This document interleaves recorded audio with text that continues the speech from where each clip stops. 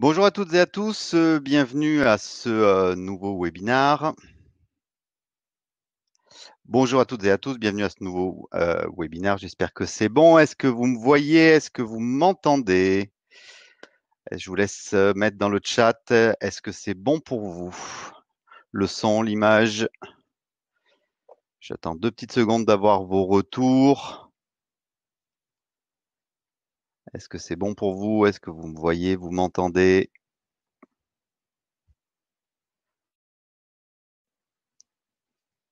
Ouais, ça a l'air d'être bon pour vous. Donc, écoutez, bienvenue à tous et à toutes. Merci d'être là pour ce webinaire. Je sais que la période est un petit peu difficile, mais il nous semble important de continuer, eh bien, comme d'habitude, à vous accompagner et à vous présenter un petit peu les nouveautés. Donc, il y a 15 jours, j'avais fait un webinaire vraiment centré sur la prise en charge spécialisée des patients Covid.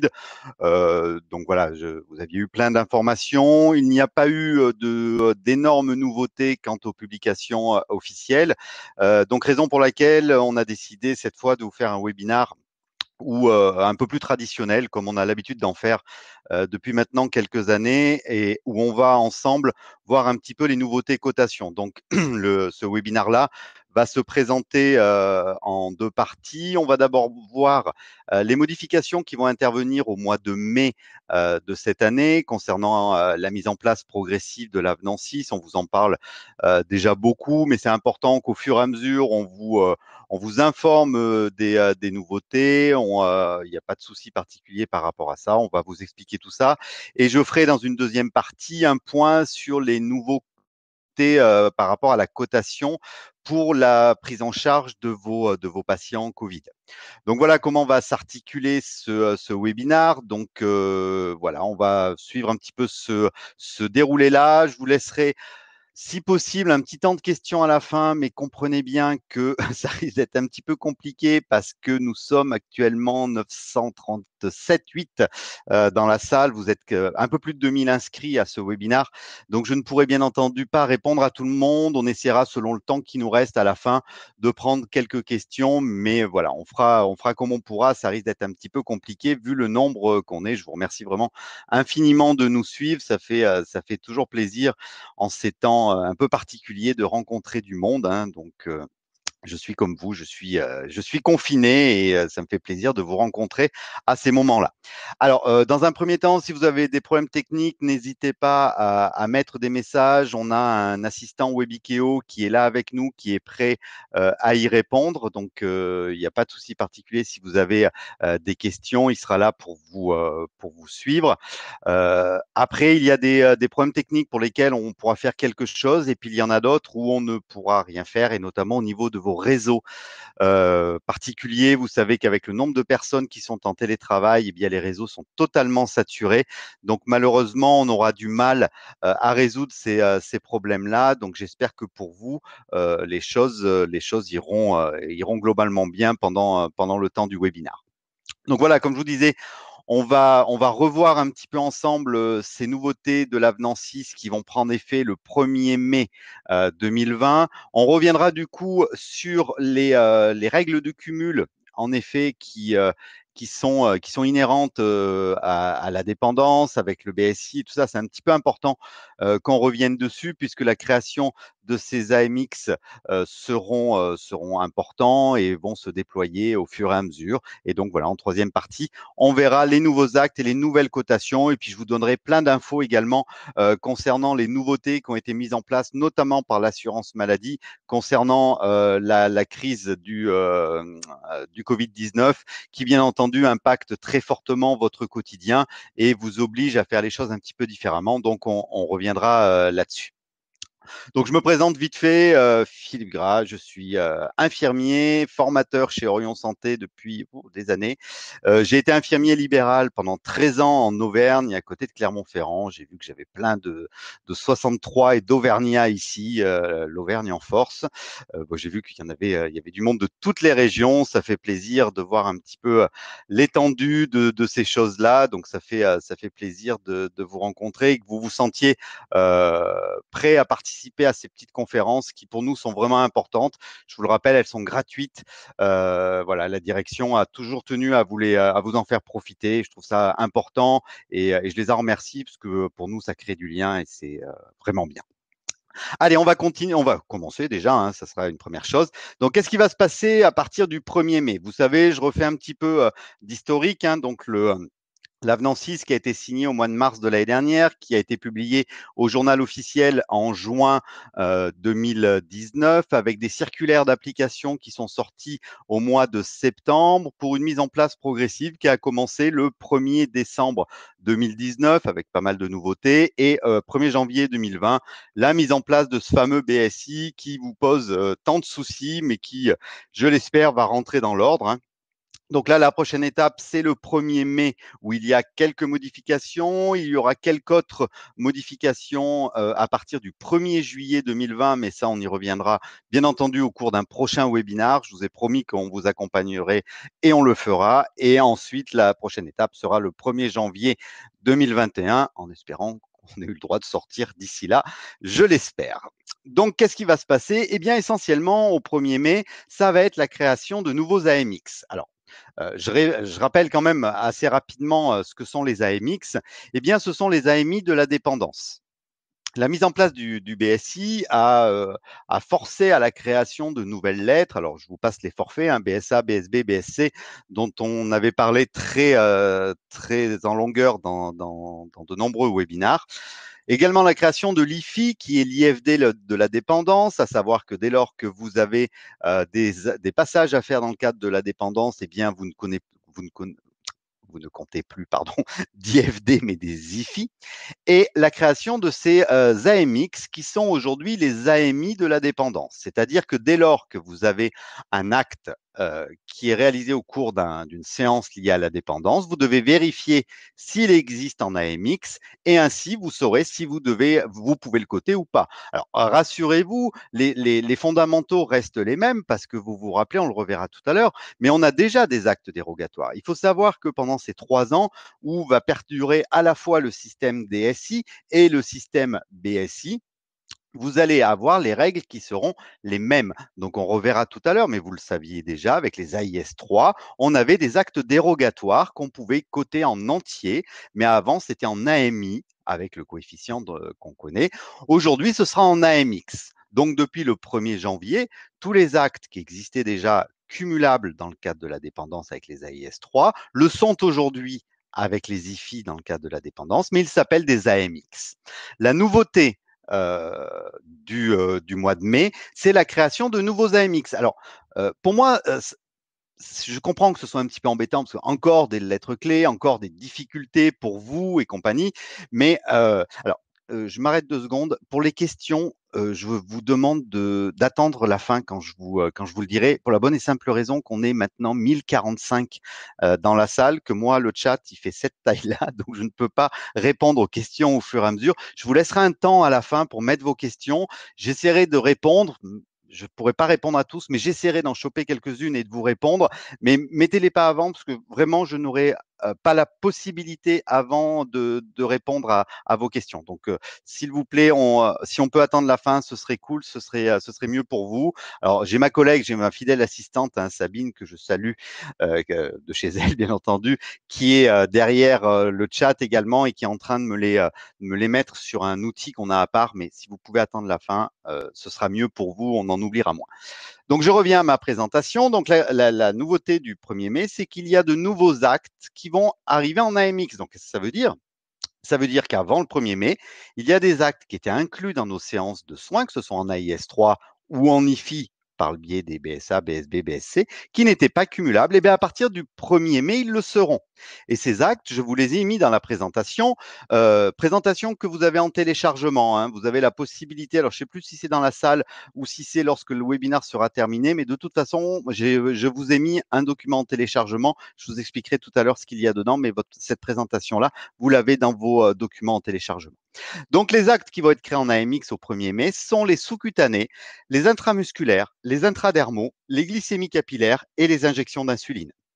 Chacun de ces actes aujourd'hui est coté en AMI 1. Et bien, à partir du 1er mai, il sera cotable en AMX 1.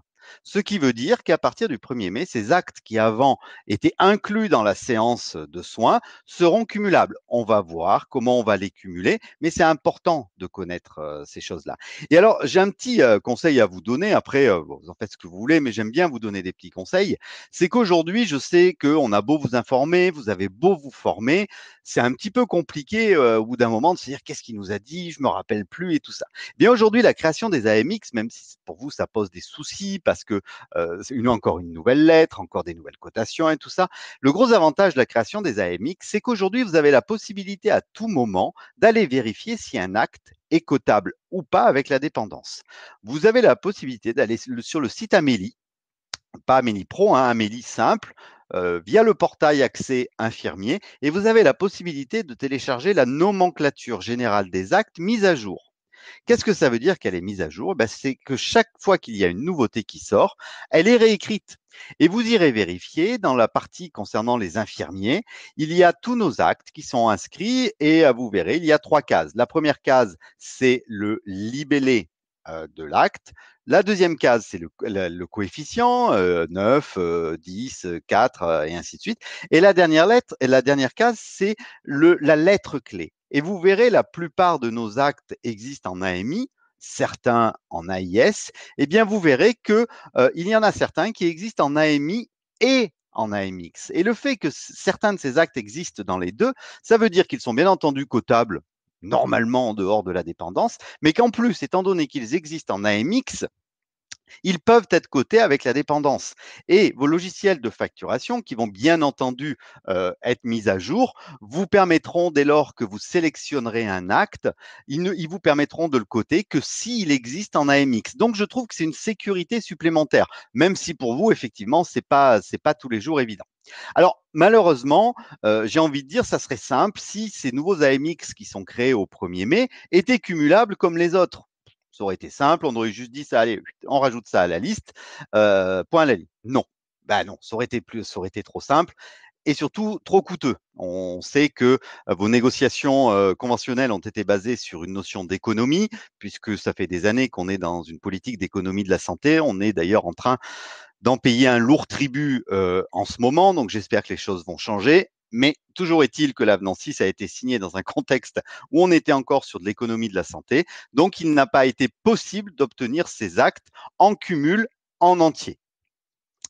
Donc, je continue et je vais en profiter pour revenir sur les règles du cumul dans le cadre de la dépendance. Alors, comment ça s'organise?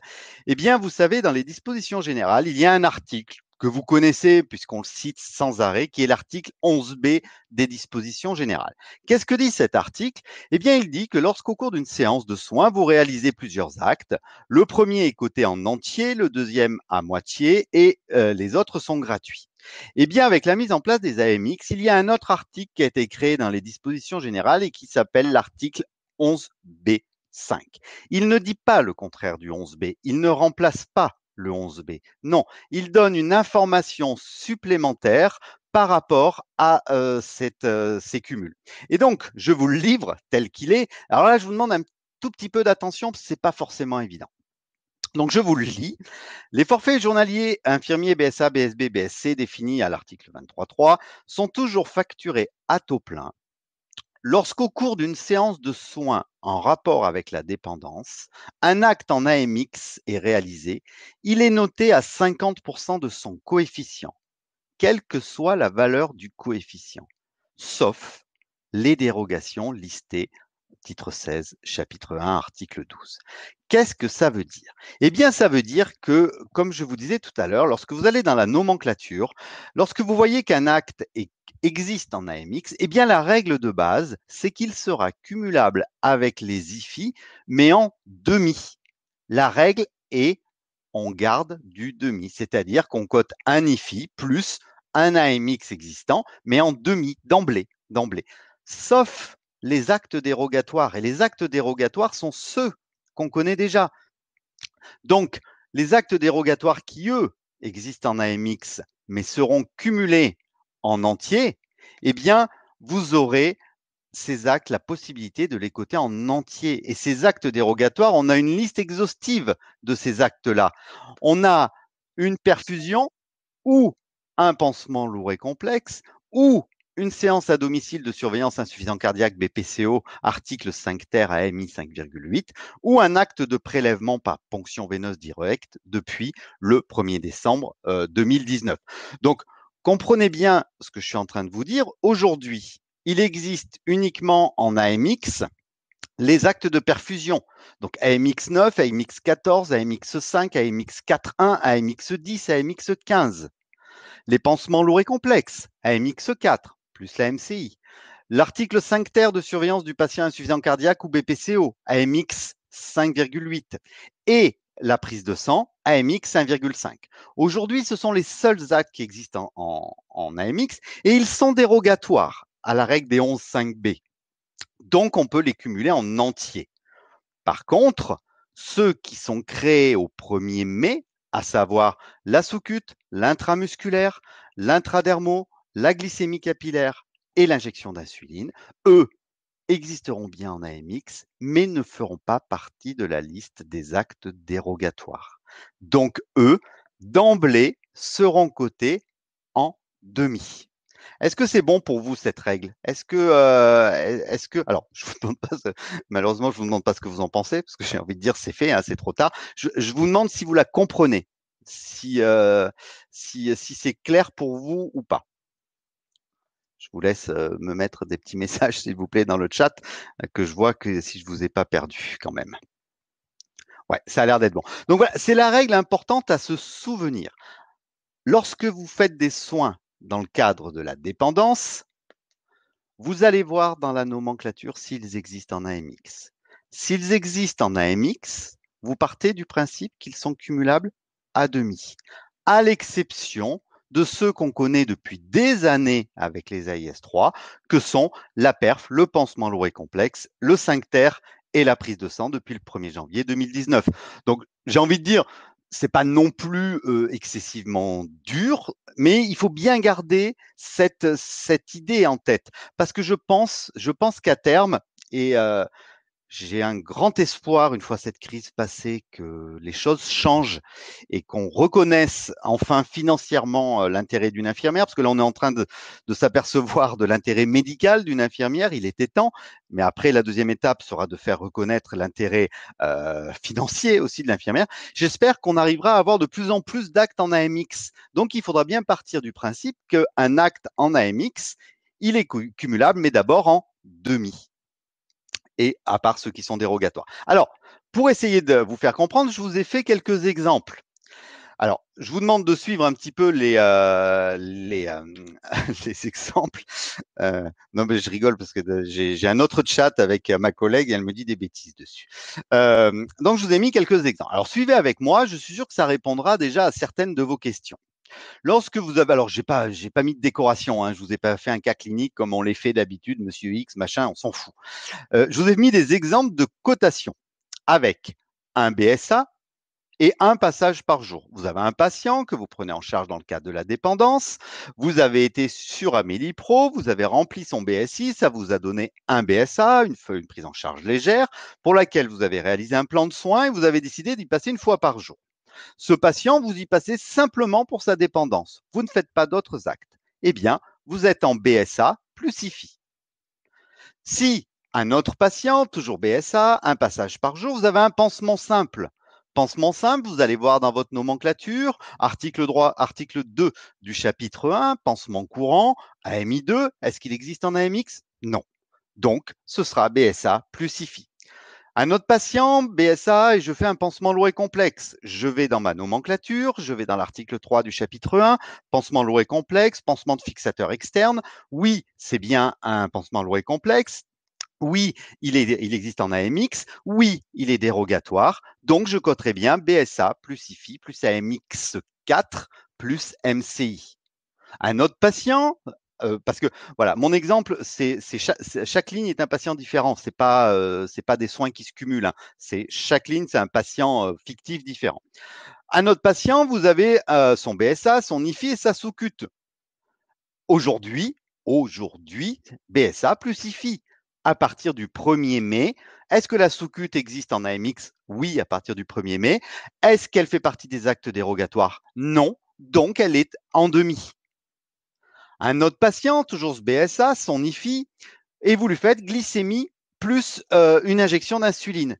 Est-ce que la glycémie existe en AMX? Oui, à partir du 1er mai. Est-ce que l'injection d'insuline existe à partir du 1er mai? Oui. Est-ce que ces actes sont dérogatoires? Non. Est-ce qu'ils sont cumulables en entier? Oui. Article 5 bis du chapitre 2, les soins pour le patient diabétique insulino-traité. Donc, dextro, insuline sont cumulables en entier. Donc, je crée une parenthèse où je mets mes deux AMX, AMX 1 plus 1, et le tout, je le mets sur 2, puisque ces actes ne sont pas dérogatoires. Voilà, je vous ai mis ces petits exemples parce que je pense qu'ils arriveront à répondre à certaines de vos questions et à mieux, parce qu'il n'y a rien de mieux que des exemples dans ces cas-là. Euh, eh bien, allez, je prends une question à la volée. BSA et deux pansements d'ulcères de haut de jambe. Si c'est des ulcères de plus de 60 cm², ce sont des pansements lourds et complexes, mais avec mes IFI, je ne peux coter qu'un acte en entier. Donc, est-ce que mon pansement lourd et complexe d'ulcère existe en AMX? Oui. Est-ce qu'il est dérogatoire? Oui. Donc, il se cote en entier, AMX 4. Comme j'en ai, je peux faire AMX 4 plus AMX 4, mais il y en a un qui sera sur 2 parce que je vous rappelle que nos règles de cumul restent les mêmes. Il n'y a toujours qu'un acte en entier. J'avais perdu mon doigt. Qu'un acte en entier et un acte en demi. Donc, si vous avez deux actes dérogatoires au cours de la même séance, il y en a un qui sera en entier et un qui sera en demi. Voilà, j'ai répondu à cette question à la volée comme ça parce que je l'ai vu passer, mais voilà, on essaiera de répondre à d'autres questions. Une autre que je vois passer, question vaccin de la grippe, est-ce qu'il est dérogatoire? Qu'est-ce que c'est un vaccin de la grippe? C'est une sous-cut. Alors je vais voir s'il existe en AMX ou pas.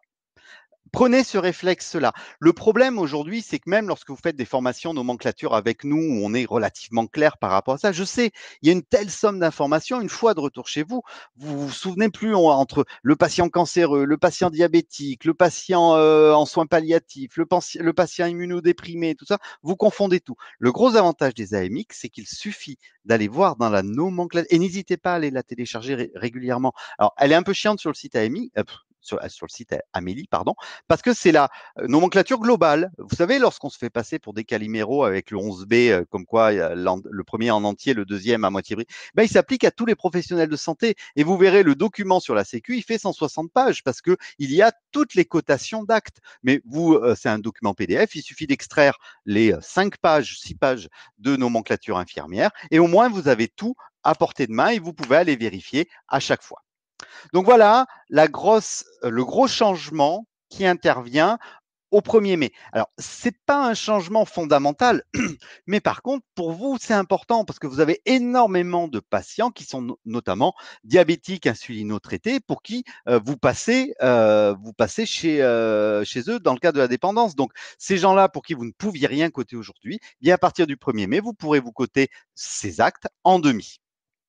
Alors voilà, j'espère que c'est. Vous inquiétez pas, je vous avais dit pour les questions, vous attendez la fin, vous n'avez rien écouté. Donc j'espère que Sabine a réussi un petit peu à les retranscrire sur notre outil magique où on se partage les données et j'y reviendrai à la fin. Je vous demande là d'arrêter les questions, s'il vous plaît, on y reviendra après. Je vous fais part rapidement, parce qu'il est déjà 53, je vous fais part rapidement des nouveautés concernant la prise en charge du Covid-19. Première chose, le télésuivi, ça a été mis en place uniquement dans le cadre du suivi Covid-19. C'est un soin prescrit. C'est lorsqu'un patient soit est suspecté d'être Covid+, soit il est en sortie d'hospice suite à un Covid+, le médecin peut vous prescrire un télésuivi. C'est-à-dire vous l'appelez simplement par téléphone. C'est le médecin qui, sur la prescription, doit noter télésuivi et doit noter la fréquence. Une fois par jour, tous les 2 jours, 3 fois par semaine, peu importe. Et bien, à chaque fois que vous lui passez un coup de fil à ce patient, ou bien sûr, vous faites un interrogatoire par rapport à son état général, par rapport par rapport à ses constantes, vous assurez une traçabilité. Mais chaque fois que vous lui passez un coup de fil, vous pouvez vous coter un AMI 3,2. C'est un nouvel acte, c'est l'acte de télésuivi. Il est pris en charge à 100% par l'assurance maladie et il est exo, hein, donc lorsque vous le saisissez, vous tapez sur soins particuliers exonérés puisqu'il est pris en charge à 100%. Il faut mettre le numéro du médecin prescripteur, c'est une chose, et la feuille de soins est transmise en mode dégradé parce qu'on ne va pas vous demander d'aller chez le patient pour prendre la carte vitale. Bien entendu, ça serait complètement idiot. Si ça a été mis en place, c'est pour éviter que vous ne vous déplaciez. Donc, ce télésuivi, je vous le rappelle, il doit être prescrit. C'est le médecin qui va vous mettre. Enfin, c'est une discussion entre vous. Dans les textes, c'est bien marqué, c'est important, hein. C'est une discussion entre vous et le médecin pour savoir la bonne, comment dire, la bonne fréquence. Et donc, vous pouvez vous facturer cet AMI 3,2 pour faire ce suivi. Si toutefois, vous n'avez pas la possibilité ou plus la possibilité de faire ça à distance parce que l'état de votre patient peut être empire et nécessite que vous y alliez. Et bien dans ce cas-là, l'assurance maladie vous a donné la possibilité de vous servir de l'article 5 ter, donc de l'AMI 5,8 qui est pour le patient insuffisant cardiaque et BPCO. L'assurance maladie vous a permis d'utiliser cette lettre dans le cadre du suivi Covid positif à domicile. Dans ce cas-là, vous pouvez vous coter cet article. Il faut qu'il soit prescrit, bien entendu, mais on n'a pas les mêmes règles que dans l'article 5.8 habituel, à savoir une fois par semaine, dans la limite de 15 séances et ainsi de suite. Là, il est dérogatoire. C'est par analogie à cet acte, on se sert en fait juste de la cotation. Donc, n'hésitez pas, si un patient que vous avez en télésuivi, son état s'aggrave, et ben vous décidez d'y aller, vous pouvez passer à cette cotation-là. Ça peut être une cotation, ça peut être une prescription d'emblée, hein, où le médecin vous demande d'aller chez ce patient dès le départ. Donc vous y allez dans le cadre de cette lettre et vous verrez, il y a même une autre modification qui vient après, mais je vous la donnerai tout à l'heure. Il n'y a pas d'application du 11B, c'est-à-dire que si vous lui faites un autre soin en même temps, ben vous le cotez en entier quand même. Et il n'y a pas non plus de règles concernant le remboursement des indemnités kilométriques. Vous savez la règle comme quoi l'assurance maladie rembourse les déplacements de l'infirmier le plus proche. Dans le cadre du Covid, et de cet acte-là, c'est annulé. C'est l'infirmier qui peut y aller, qui y va. La téléconsulte, vous pouvez être amené à faire de la téléconsulte. Alors attention, la téléconsulte, c'est pas lorsque vous appelez le médecin ou vous appelez le patient. La téléconsulte, c'est vraiment avec du matériel connecté et tout ça. Donc c'est juste un rappel que je vous fais. C'est des actes qui ont été mis en place depuis le 1er janvier 2020 grâce à la signature de l'avenant 6. Donc il existe 3 actes de téléconsultation, mais il faut que vous soyez contacté par une plateforme de téléconsultation avec un médecin téléconsultant. Donc c'est vraiment une cotation particulière, mais il me semblait important parce que je sais qu'il y a des régions où cette téléconsultation se développe beaucoup plus rapidement que prévu avec la téléconsultation. Donc, il était important pour moi de vous rappeler ces 3 actes-là. Le cas particulier dans les EHPAD, depuis une fiche professionnelle qui est sortie le 9 avril, il y a des EHPAD où vous pouviez intervenir jusqu'à aujourd'hui, mais où vous deviez facturer les actes à l'EHPAD. Eh bien, par rapport à la crise du Covid-19, il est accepté que les actes de suivi des patients Covid plus dans les EHPAD, même celles auxquelles vous deviez normalement facturer vos soins, eh bien pendant la crise du Covid, ces actes de surveillance, AMI 3,2, AMI 5,8, vous pouvez les facturer directement à l'assurance maladie. C'est une fiche professionnelle qui est sortie le 9 avril. Je vous l'ai mise dans le document téléchargeable à la fin du document téléchargeable. Je vais en parler à ce moment-là. Le document téléchargeable, il y a 3 parties. La première partie, c'est ma présentation que vous avez là sous les yeux. La deuxième partie, c'est le document qui est sorti concernant la prise en charge en ville des Covid. Vous verrez, il y a 56 pages, mais il y a tout, l'explication des précautions que vous devez prendre dans vos cabinets, comment vous pouvez coter vos actes et tout ça. Donc, c'est important. Et le troisième élément, c'est cette fiche professionnelle qui est sortie dans le 9 avril et qui vous explique que provisoirement, les patients qui sont en EHPAD, pour lesquels il y avait une entente et où vous deviez leur facturer les actes à eux, eh bien, provisoirement, pour les suivis Covid, vous pouvez facturer à l'assurance maladie. Rapidement, depuis le 6 avril 2020, des nouveautés de cotation. Il n'y a pas eu de publication officielle. C'est la Caisse qui a envoyé des communications à vos représentants et qui les ont relayées. Donc, pour les actes de surveillance dont je vous ai expliqué tout à l'heure, la MI 5,8, eh bien, vous avez la possibilité de vous coter la MCI en plus. C'est autorisé. Alors que d'habitude, la MCI, vous savez que c'est uniquement pour les soins palliatifs ou le pansement lourd et complexe. Eh bien là, j'ai envie de dire, pour vous payer un peu toutes les précautions que vous devez prendre pour aller faire une surveillance chez le patient, patients, vous avez le droit, dans le cadre du Covid, des suivis Covid, de vous prendre une MCI en plus de l'AMI 5,8.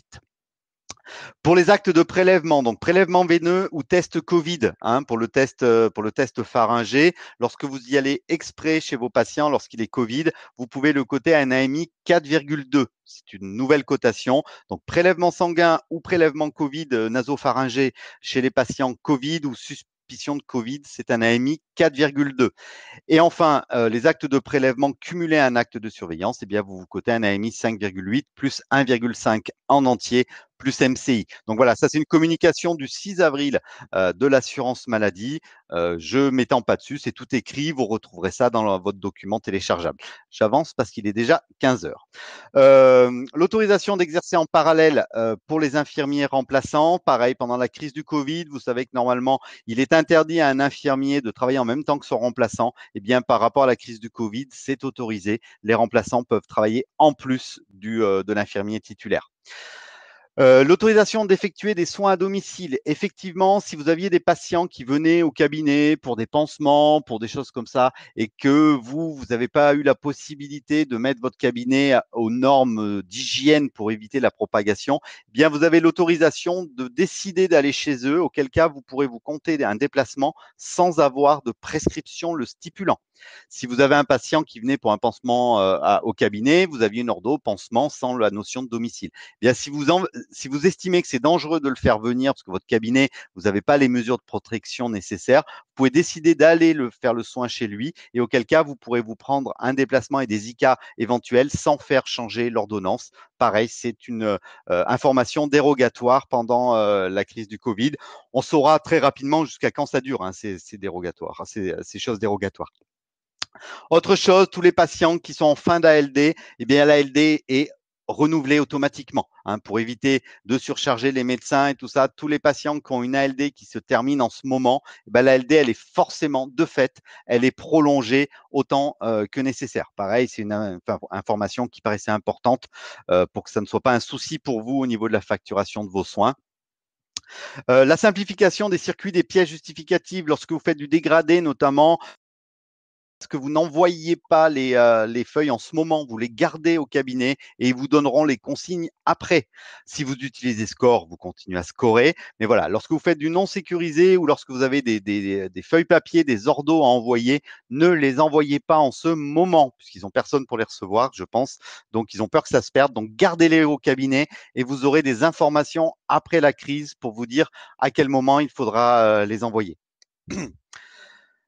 Les traitements chroniques, autre chose dérogatoire pour tous vos patients chroniques qui ont des traitements, les pharmaciens sont habilités par arrêté du 14 mars 2020 à renouveler ce traitement pendant le temps de la crise sans qu'il y ait besoin d'une intervention médicale. C'est important aussi pour tous vos patients qui sont un peu en stress, qui n'osent pas trop aller voir leur médecin pour faire renouveler leur traitement. Alors, je suis pas en train de dire qu'il faut pas aller voir le médecin, loin de là, puisque le deuxième coup de la crise sanitaire, ça va être tous les patients chroniques qui ont été mal suivi, mais je dis simplement que voilà, un patient qui nécessite pas forcément de consultation médicale, le pharmacien est en droit de lui renouveler son traitement le temps de la crise. Mais ça ne doit pas favoriser ces choses-là. Et enfin, dernière info de la caisse, il est possible que vous ayez des ordonnances émanant de médecins en retraite, puisque vous savez, il y a des régions qui étaient tellement tendues que des médecins en retraite ou des médecins salariés sont venus donner main forte et auquel cas, ils peuvent vous faire des prescriptions et ils n'ont pas de numéro que vous pouvez saisir. Donc, l'assurance maladie a créé un numéro fictif qui vous permet d'identifier un médecin qui n'est pas inscrit puisqu'il est retraité ou qu'il est salarié, qu'il n'a pas de numéro lui permettant de faire ça. Donc voilà, c'est tout bon. Je suis allé un peu vite, mais ce document, vous l'avez tous. Il n'y a pas de souci. Et je vais terminer. Je vais vous parler de ce qu'on fait nous chez Orion vite fait, et après je réponds à vos questions, promis. Voilà, on a essayé de réagir rapido chez Orion pour vous faire profiter quand même de formations, notamment sur le BSI, puis des sujets un petit peu urgents. Donc on s'est lancé dans les classes virtuelles. C'était une nouveauté pour nous. Vous saviez, on était très présentiel. Il a fallu qu'on se mette à jour.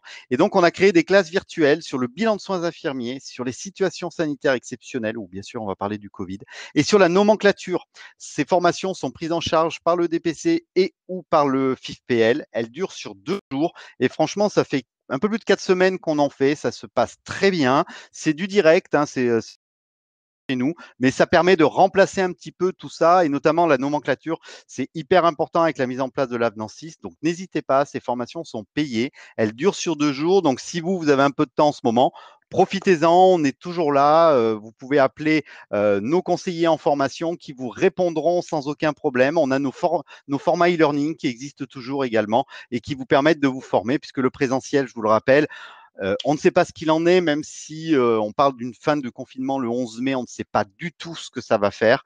Donc, on tient vraiment à vous accompagner, puis à continuer notre activité. C'est important aussi, mais on est content, nous, de ne pas être au chômage, hein, d'être là avec vous pour vous accompagner, tout ça. Donc, voilà, on a nos classes virtuelles, on a le e-learning qui fonctionne très bien, plein de sujets, et on a surtout nos classes virtuelles qu'on a mis en place. Peut-être certains d'entre vous, là, parmi les 1034 personnes en direct, peut-être certains ont participé à ces classes virtuelles. Ils peuvent mettre des commentaires dans le chat, mais en général, ça se passe très bien. Donc, n'hésitez pas, nos conseillers travaillent, sont chez eux avec leurs enfants.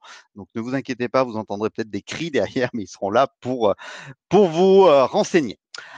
Voilà, donc je vais répondre à quelques questions. Encore une fois, je pourrais certainement pas répondre à toutes. Donc, merci Sabine qui a rempli au fur et à mesure les questions que vous avez mis dans le chat. Donc, je vais essayer de répondre à la plupart, mais on a déjà 6 minutes de retard. Je vais essayer de limiter à un quart d'heure de retard et ce sera pas mal. AMX uniquement avec BSI ou aussi avec DSI.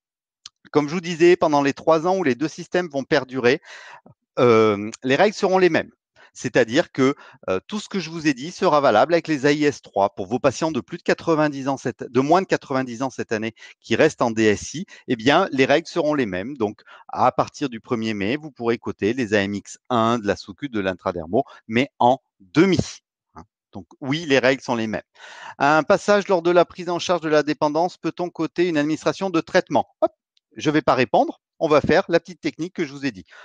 Distribution de traitement. Tiens, je vais aller voir dans la nomenclature ce que c'est. Poum, chapitre 1, article 10. Surveillance d'une thérapeutique dans le cadre de troubles psy ou de troubles cognitifs. Coefficient 1, lettre clé AMI. Existe-t-il en AMX? Non. Est-il cumulable avec la dépendance? Non. J'ai ma réponse.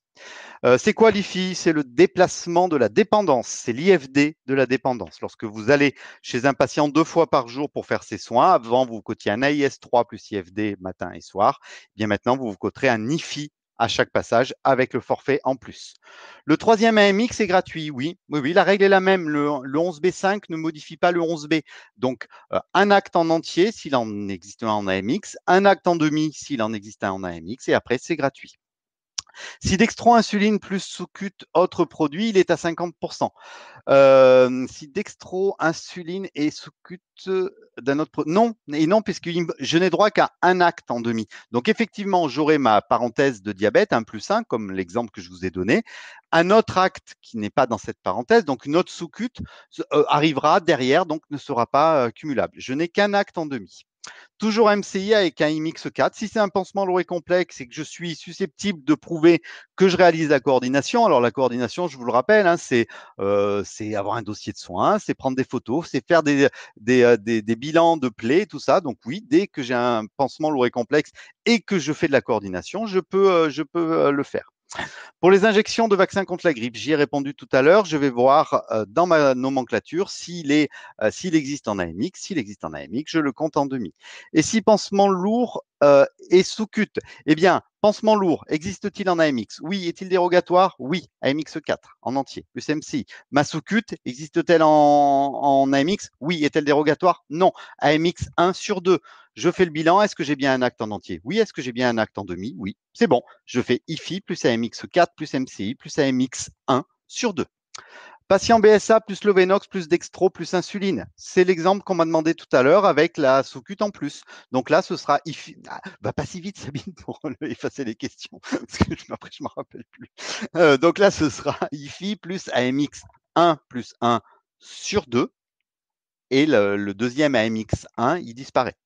Si nursing le matin et sous-cute le soir, AMI le soir ou AMX? Si vous n'êtes pas dans le cadre de passage lié à la dépendance, vous gardez vos AMI.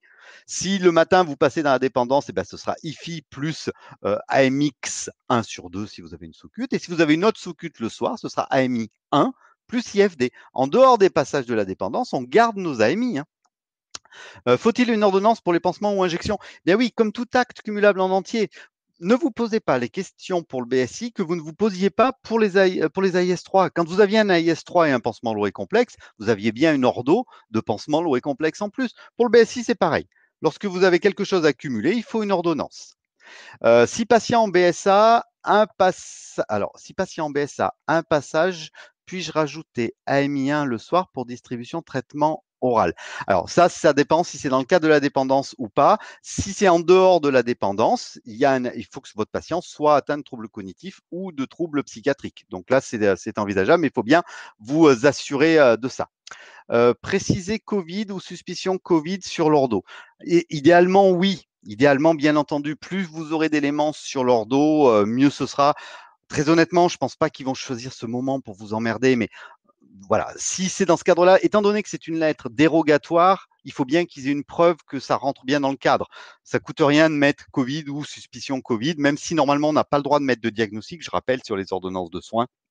Donc, ne demandez pas au médecin de le faire, mais s'il le fait, ça vous rajoute quelque chose. Si vous n'avez pas d'informations concernant ça sur votre ordo, vous vous assurez, vous, juste dans votre ordi, d'avoir la traçabilité. Vous vous rajoutez dans les commentaires, pour vous, hein, patient suspecté Covid.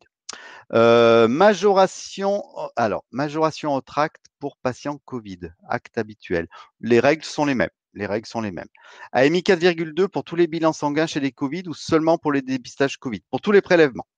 Les AMX ne concernent que le BSI ou la DSI? Eh bien, ça, effectivement, je ne vous l'ai pas dit, je vous le dis maintenant. Ils vous disent rien pour l'instant, la Sécu, mais normalement, depuis le 1er janvier 2020, avec la création des AMX, vous devriez utiliser également les AMX avec les AIS3, puisque les règles, je vous avais dit, sont les mêmes. Mais par exemple, vous avez un patient de moins de 90 ans chez qui vous faites un pansement lourd et complexe, il est en AIS3. Bien, depuis le 1er janvier 2020, vous devriez coter AIS3 plus AMX 4 plus MCI plus IFD. Voilà, il va falloir du temps pour que ça se mette en place, mais normalement, c'est ce qui est écrit dans l'avenant 6. S'il n'y a qu'une glycémie sans insuline, on peut coter. S'il n'y a qu'une glycémie sans insuline, est-ce qu'on peut coter? Ben non, l'acte de glycémie n'existe que dans l'article 5 bis, donc il faut que votre patient soit insulinotraité pour que vous puissiez vous coter le dextro. Calendrier de mise en place du BSI, 1er janvier 2020, patiente de 90 ans et plus, 1er janvier 2021, patient de 85 ans et plus, 1er janvier 2022, patient de 78 ans et plus, 1er janvier 2023, généralisation. Je crois que j'ai répondu. Fini. Je crois que il est tard. En plus, on est hyper à la bourre. Je vous remercie infiniment pour votre participation. C'est toujours un plaisir de vous présenter ces choses-là. J'espère que ça vous aura plu. N'hésitez pas à mettre vos de rien, Laurence. Je te remercie. Un petit coucou. Et je vous remercie infiniment pour votre participation. J'étais ravi d'être avec vous. J'essaierai d'en faire d'autres régulièrement. N'hésitez pas à contacter nos conseillers en formation. Franchement, si vous avez un peu de temps, profitez-en pour vous former par le biais des classes virtuelles. Vous verrez, c'est un nouveau système, mais ça marche très bien. C'est financé. Profitez-en, vraiment, on s'éclate pendant nos classes virtuelles et vous nous retrouverez, Sabine, Christine, moi, les gens que vous connaissez bien, on anime ces classes virtuelles, on est ravis de les animer de chez nous. Donc, n'hésitez pas à appeler nos conseillers en formation, ils se feront un plaisir de vous répondre. Merci infiniment à tous, portez-vous bien, faites très attention à vous et à votre entourage. Bon courage pour la suite et je vous dis à très bientôt. Merci beaucoup, au revoir.